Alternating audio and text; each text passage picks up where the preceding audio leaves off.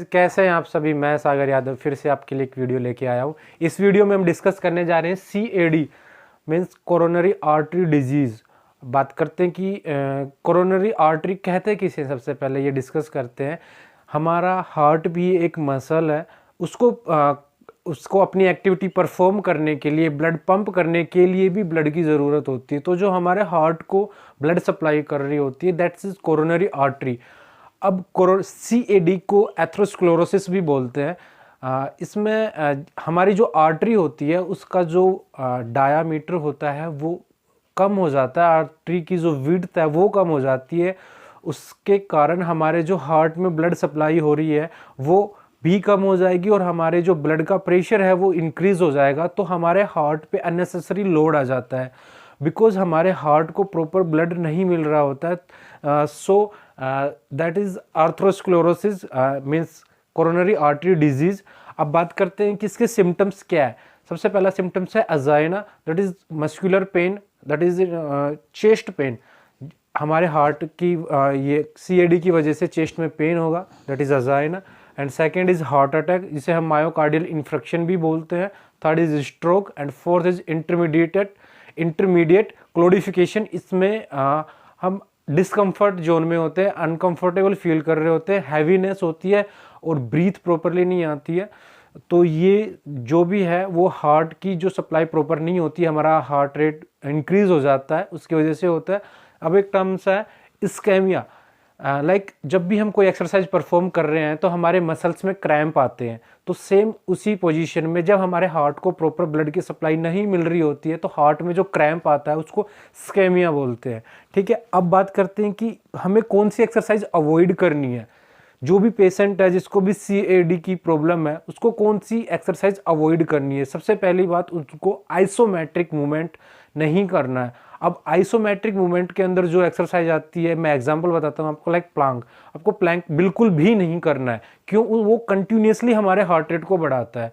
ठीक है, सेकंड बात है कि जो भी पेशेंट हमारे या हमारे क्लाइंट CAD जिनको है, उनको सबसे पहले ये बात क्लियर होनी चाहिए कि उनको रेगुलर फिजिकल एक्टिविटी परफॉर्म करनी है। क्यों करनी है? बिकॉज अगर आप 6 मंथ या इससे ज़्यादा तक टाइम तक बेड रेस्ट पे रहोगे तो आप कोई भी फिजिकल एक्टिविटी परफॉर्म नहीं करोगे तो आपकी जो प्रॉब्लम है, जो आपका हार्ट रेट है, जो आपके कोलेस्ट्रॉल है, जो आपका LDL बैड कोलेस्ट्रॉल जो भी है वो डाउन नहीं होगा। अगर कोई बंदा रेगुलर फिटनेस करता है, वो नॉर्मली अपने घर पे जॉगिंग करता है, वॉकिंग करता है, तो उसके जो चांसेस है 20% तक कम हो जाते हैं कि आपकी जो बीमारी है वो जल्दी ठीक हो जाएगी। अगर कोई अपने घर पे जॉगिंग और वॉकिंग के अलावा जिम में जाके एक्सरसाइज भी परफॉर्म करता है तो उसके जो चांसेस है वो 30% तक कम हो जाते हैं। तो आपको पता चल चुका होगा कि आपको बेड रेस्ट तो बिल्कुल नहीं करना एक सर्टेन टाइम तक। उसके बाद आपको बिल्कुल बेड रेस्ट नहीं करना, आपको कोई ना कोई एक्टिविटी परफॉर्म करनी है ताकि जो आपका हार्ट की क्वालिटी हो वो अच्छी हो। अब बात करते हैं एक्सरसाइज गाइडलाइंस में। सबसे पहले मोड ऑफ ट्रेनिंग। आप क्या क्या परफॉर्म कर सकते हो? आप वॉकिंग कर सकते हो, आप जॉगिंग कर सकते हो, आप स्टेशनरी साइकिलिंग कर सकते हो, एर्गोमीटर परफॉर्म कर सकते हो। अब बात करते हैं कि जब भी आप एक्सरसाइज करें आपके सेट्स कितने होंगे, आपके रेपिटेशन कितने होंगे। तो गाइज आपको 8 से 10 सेट परफॉर्म करने एक्सरसाइज के, और आपका जो रेपिटेशन होगा 10 to 12 रेपिटेशन पे आपको ये लाइट इंटेंसिटी पे करने हैं। ठीक है, बात करते हैं कि अब इंटेंसिटी पे आ ही गए हैं। लो रिस्क CAD वाले जो क्लाइंट होते हैं, अगर वो स्टार्ट कर रहे हैं अपने एक्सरसाइज के सेशन को, तो उनको ये ध्यान रखना है कि उनका जो सेशन होगा 40 to 55% of HRR, that is heart rate reserve. And जो उनकी RP स्केल होगा वो 9 to 11। RP स्केल पे मैं एक वीडियो लेके आऊँगा बहुत ही जल्द। मैं इसका यहाँ पे डेफिनेशन आपको प्रॉपर बता देता हूँ कि जो 9 से 11 RP स्केल का पैरामीटर्स है, दैट मीन्स आप लाइट एक्सरसाइज परफॉर्म करोगे, आपकी इंटेंसिटी होगी वो लाइट होगी। ठीक है, अब सेकंड बात करते हैं कि जो भी क्लाइंट पहले से एक्सरसाइज परफॉर्म कर रहे हैं और उनको ये डिजीज है, तो वो अपने इंटेंसिटी को 60 to 85% of heart rate reserve and 11 to 14 RP, यानी उनका जो इंटेंसिटी का लेवल होगा वो नॉर्मल से थोड़ा सा ज़्यादा, लाइक मॉडरेट पे आप बोल सकते हैं उनको।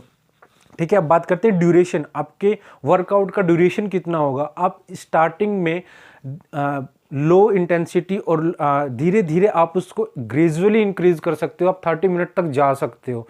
ठीक है, अब बात करते हैं फ्रीक्वेंसी क्या होगी। आपको वीक में 3 to 5 डेज तक एरोबिक एक्सरसाइज परफॉर्म करनी है।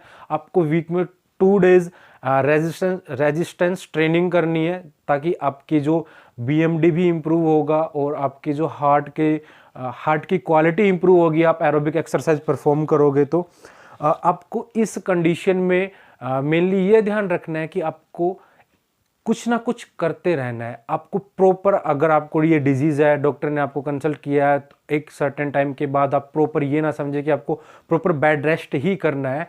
अगर आप अपने बॉडी को एक्सरसाइज जोन में लेके आओगे, परफॉर्मेंस करोगे, तो बॉडी अपने आप को हील करेगी और आपकी जो डिजीज़ है, जो भी बीमारी है, वो ऑटोमेटिकली धीरे डाउन होना स्टार्ट हो जाएगी। सो बेसिकली ध्यान रखना, आपको एक्सरसाइज परफॉर्म करनी है, आपको अपनी डाइट इंप्रूव करनी है, आपको अपना लाइफ स्टाइल इंप्रूव करना है।